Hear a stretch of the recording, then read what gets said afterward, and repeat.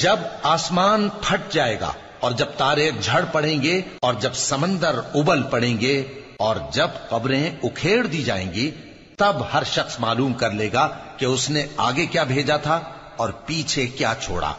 اے انسان، تجھ کو اپنے رب کریم کے بارے میں کس چیز نے دھوکہ دیا؟